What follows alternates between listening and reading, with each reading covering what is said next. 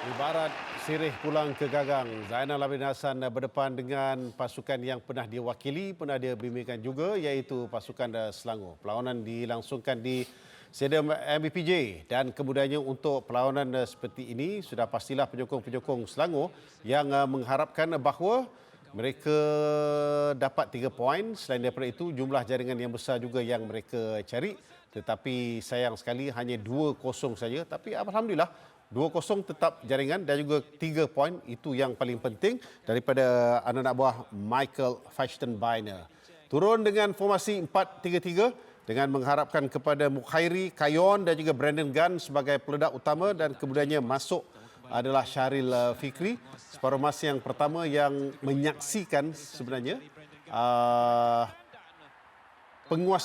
penguasaan daripada pasukan tuan rumah dalam perlawanan ini. Ada kad merah juga terhasil dalam perlawanan ini yang membabitkan pasukan Pulau Pinang, pasukan yang sebenarnya juga struggle di dasar liga.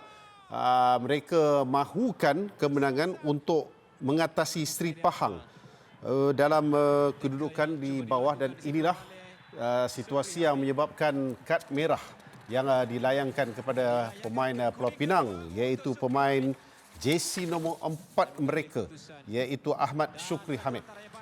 Keadaan itu membolehkan penjaring prolifik satu ketika dahulu.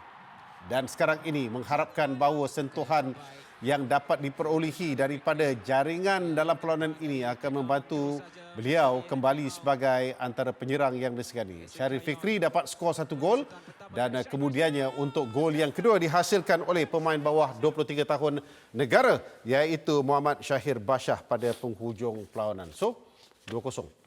2-0 Wi, puas hati sebab untuk pasukan Selangor, at least mereka dapat kembali semula rentak kemenangan selepas kalah, draw dan kali ini menang. Ya, betul.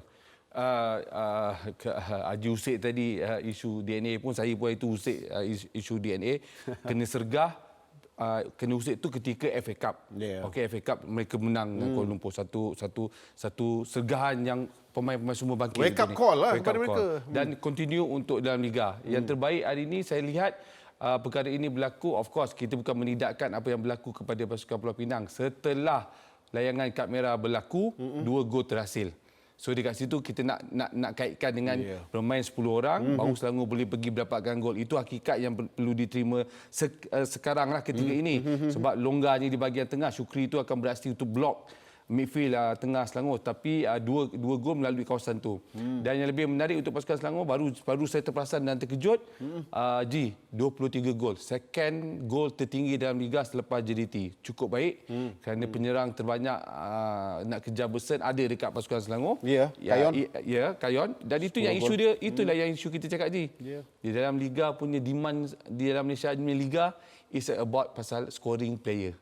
Kalau anda memiliki atau pasukan memiliki individu scoring player 2-3, your team akan duduk atas.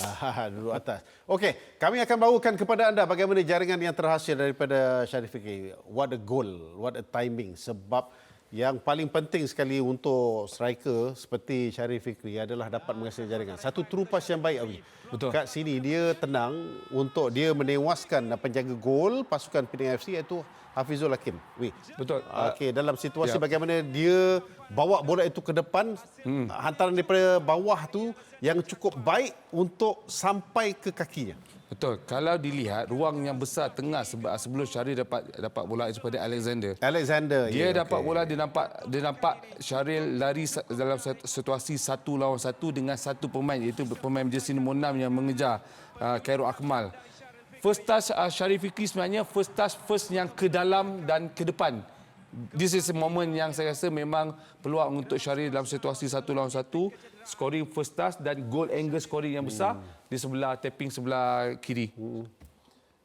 Sebab kita tahu nak dapat balik scoring touch tu bukan satu perkara yang mudah, lebih-lebih lagi selepas anda turun naik. Betul. Dengan prestasi dan juga dengan kecederaan.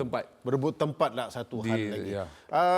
Dalam keadaan ini, kalau dia masuk selaku substitution, selaku pemain simpanan, dia dapat skor, Kalau boleh dia nak kekalkan cara macam ini, dia jadi super sub. Ya. Cukup? Kalau Selangor saya kena kaitkan waktu saya dululah. Teruskan. Kita ada Rusdi Suparman ketika waktu zaman Dewi Misha Haji dengan Rusdi Azman. Suparman. Ya.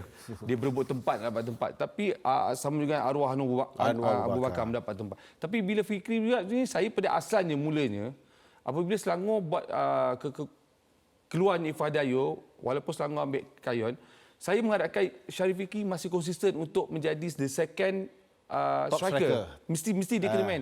Tapi betul Haji cakap tadi, dia prestasi dia turun naik, dia tak dapat tempat, dia susah. Tetapi untuk meletakkan dia perlu masuk macam ni. Sebagai super sub, you buat kerja scoring saja. Dan itu akan membuatkan dia punya lebih keyakinan dan konsisten dalam pasukan. Of course, itu yang dimahukan walaupun dia masuk sebagai pemain simpanan juga sebagai pemain gantian, tapi dapat skor, pasti dia akan terus dikenang dan juga mendapat pujian yang tinggi. Of course, tak lengkap kalau kita tak berlintas langsung. Siapa lagi kalau Lady Imping ketika ini?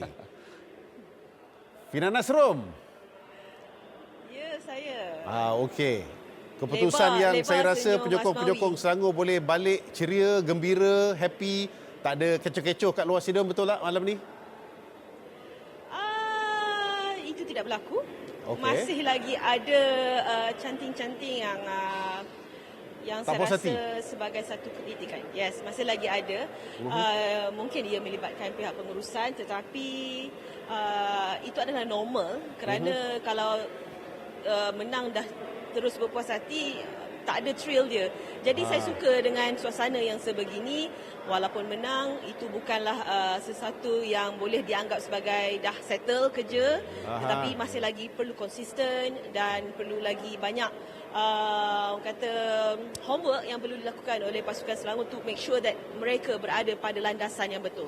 Penjaring terbanyak mereka Kayon tak skor, tetapi super sub mereka Syarif Fikri. What a game, what a moment untuk dapatkan jaringan. Pandangan anda tentang jaringan daripada Eki tadi? Okey, tidak mahu kita sememangnya lebih seronok melihat pemain lokal yang menghasilkan jaringan, tidak hanya bergantung kepada pemain import.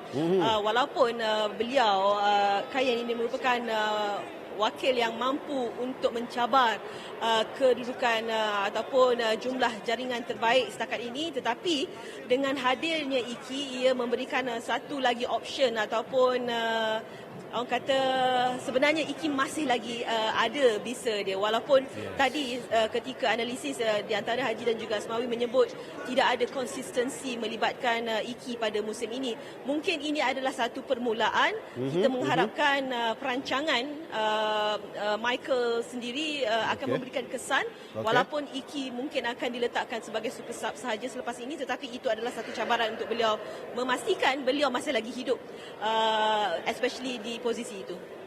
Fina Nasrum, saya nak tanya sedikit. Okey. Saya nampak di sini yang turun beraksi Mukhairi Ajmal, Alif Aikal, Ahmad Zikri, Syarul Nazim dan kemudian yang turut menghasilkan jaringan adalah Muhammad Syahir Bashah. Bermakna kebergantungan pasukan Selangor kini bukan lagi kepada pemain senior, tetapi dah cukup berani dari Fashion Biner untuk memperkenalkan, menonjolkan pemain-pemain ini, Fina. Betul, saya juga gembira dengan perkembangan ini kerana Michael sendiri sudah pun membuka mata pemain-pemain yang boleh dikatakan masih lagi di bawah 23 tahun ini mampu untuk membantu pasukan. Dan saya ingin berkongsi satu cerita di mana sebelum ini penjaring kedua Selangor iaitu Syahir Bashah pernah bertanya kepada Michael kenapa beliau tidak boleh diletakkan sebagai kesebelasan utama. Cantik. Tetapi Michael menerangkan situasi itu dan nampaknya pemain ini sudah mula menampakkan ada positif yang telah pun diterapkan oleh Michael, dan apa yang perlu dilakukan oleh beliau ketika ini adalah memastikan konsistensi dalam setiap permainan jika benar dia mahu merebut kedudukan dalam kesebelasan utama. Saya suka apabila anda kata dan juga buka cerita yang siapa tu Syahir Bashah pergi tanya sendiri, coach, kenapa saya tak main? Betul. Kan? Ada kalanya pemain-pemain kita ni terlalu selesa. Coach, you tak bagi main. Okay, it's okay, no problem. Kan? Kita tak perkara ini berlaku. Alright, bagaimana pula dengan kem pasukan yang tewas hari ini daripada skuad Harimau Kumbang, Zainuddin Hassan? Apa perkembangannya daripada kekalahan ini? Mungkin ini satu tekananlah yang perlu dilalui oleh Zainal Abidin Hassan kerana beliau masuk ke dalam pasukan Penang FC adalah untuk memperbaiki kedudukan mereka dalam saingan liga, tetapi aksi ketiga Zainal bersama dengan Penang FC nampaknya tidak menyebelahi beliau, dan Zainal sendiri menyatakan kekecewaan di atas apa yang berlaku dan melihat layangan kad kuning kedua kepada pemainnya adalah punca kepada ketidakberkesanan mereka dalam usaha untuk sekurang-kurangnya mencuri mata pada malam ini, dan itu juga dianggap sebagai membunuh corak permainan pasukan Penang FC. Itu menurut kata Zainal. Zainal Abidin Hassan akan menghadapi situasi yang lebih getir lagi sebab akan berdepan dengan JDT dalam perlawanan 20 hari bulan Julai. Dia ada beberapa hari saja lagi, Fina. So Fina, secara keseluruhan penutup kepada crossover kita pada malam ini sebelum anda pulang untuk berehat, Selangor di landasan yang betul untuk terus mencabar walaupun berada di tangga yang kelima setakat ini. Jika mereka terus konsisten dengan keputusan sebegini, saya rasa tak mustahil untuk mereka kembali menjadi sebagai pencabar utama. Saya meletakkan Selangor sebagai pasukan yang mampu untuk mencabar 3 kedudukan terbaik dalam saingan liga kerana mereka memiliki pemain pengurusan yang boleh diberikan pujian. Kita tidak mahu melihat di atas kertas saja ataupun di media sosial saja betapa gahnya mereka, kerana prestasi juga perlu memainkan peranan untuk membuktikan pasukan itu benar-benar bersedia untuk bersaing dan mampu untuk menjadi antara yang terbaik dalam saingan liga. Wah, imanya penutup kepada cerita kita ini, Preston Viner masih selamat buat musim ini. Betul tak? Baik, terima kasih banyak Fina Nasrom, Lady Imping, supaya anda boleh berehat balik rumah. Besok jangan lupa story tambah Loman cakap 2 story ya. Betul. Pasti. Selamat malam. Assalamualaikum. Baik, itu dia Fina Nasrom.